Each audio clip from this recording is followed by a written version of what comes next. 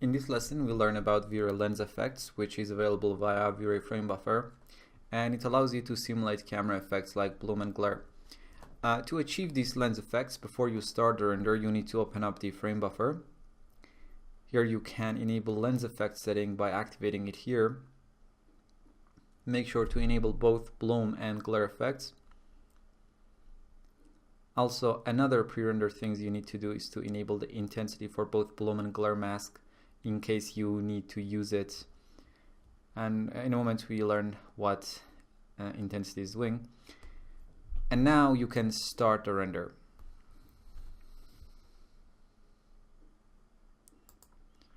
As the lens effects are applied after the render and they are a post effect, basically you wouldn't need to render the whole scene just to adjust different bloom or glare parameters again.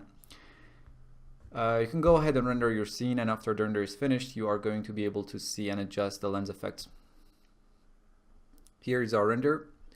For now, let's turn off glare effects and focus on bloom.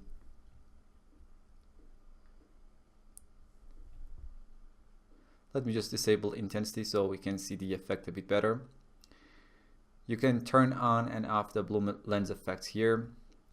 Fill edges, if enabled, will remove the darkening around the edges of the image. We have mode, which specifies to what the effect will be applied. By default it's set to image, and in this mode the effect will be applied to the beauty or RGB color pass only. If set to image and render element, the effect will be applied to the RGB pass, but the effect will also be stored in a render element called bloom. And if set to render element only, the effect won't be applied to the RGB color pass, and it will only be stored in the bloom render element. And you can use this pass in post to produce the same effect. For now, let's set it to image only. Weight is basically the strength of the bloom lens effect. Let's try 0, 20, 40, 60, 80, and 100. For now, let's set it to 40. And size specifies the size of the filter as percentage of the image width. Let's try 0, 5, 10, 20, and 40. Let's leave it at 20 for now. And shape controls the fall off of the effect. Let's see, 1, 5, 10, 20, and 40. For now, let's set the weight to 100 and size to 20. And we get these blurry results because the bloom effect has been applied everywhere. In the bloom mask section, we can define where the effect is going to be applied. Let's turn on intensity and set it to 5. When this option is enabled, the bloom effect will be applied only around pixels that have a value larger than the number specified in the field to the right. Now, as you can see, the effect is only applied to the filaments of the bulb.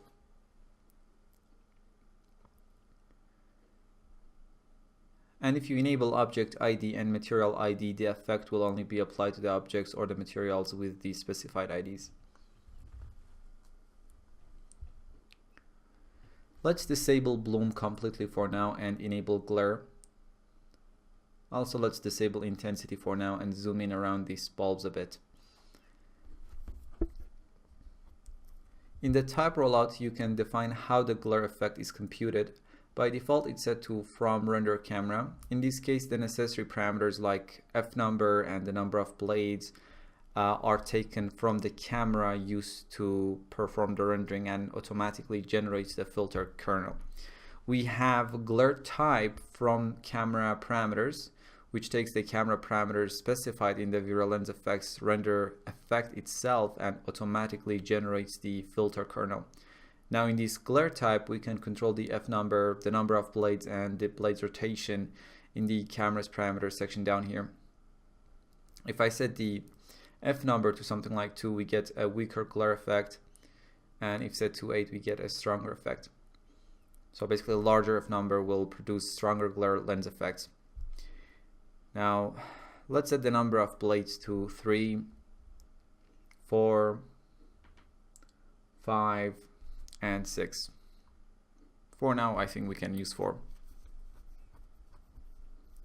And you can rotate the blades if you want to, maybe rotate them by 20 degrees here.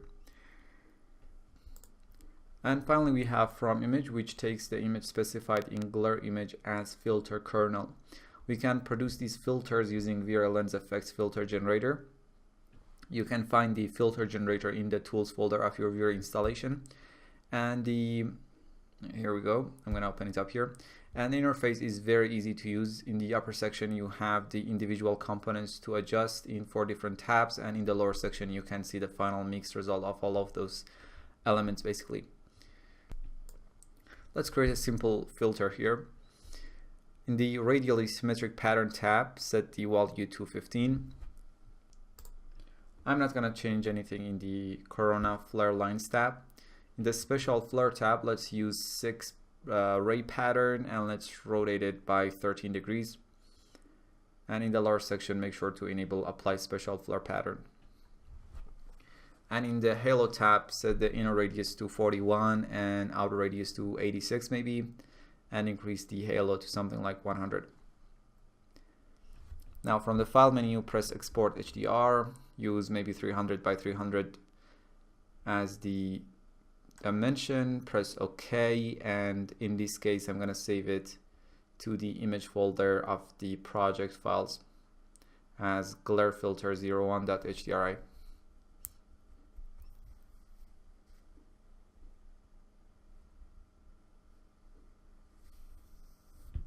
Now back in 3ds Max, we can load this filter, and as you can see, if you just select it and load it,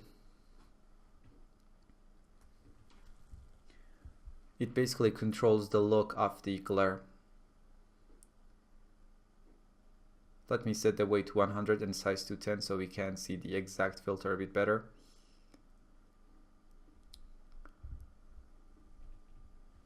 Weight specifies the strength of the glare effect: 0, 20, 40, 60, 80, and 100. And size specifies the size of the filter as percentage of the image width. Let's try 2, 10, 20, and 40. For now, change the type to from camera parameters and set the weight to 60 and size to 20. We have turn on diffraction, and when enabled, this produces colored patterns in the glare. As I'm enabling and disabling it, you can see how it affects and basically diffracts the light. And we have use obstacle image, which allows you to draw the aperture shape as well as any dirt or scratches on the lens which will affect the glare. And in the glare mask, you can define where the glare will be applied based on the intensity, object ID, or material ID. And finally, in the update control section, you can define whether to interactively see the changes you apply using these parameters or see them manually each time if you disable this value. And finally, let's make sure intensity is disabled, set the weight to 80 and size to 5. We can disable bloom, but for here, let's maybe enable it, set the weight to 50, size to 5, and maybe shape to 4. Make sure intensity mask is disabled. And here is our bloomy, glary image. I think we can even disable bloom, which is what I'm gonna do for this final render, which was done in a high resolution.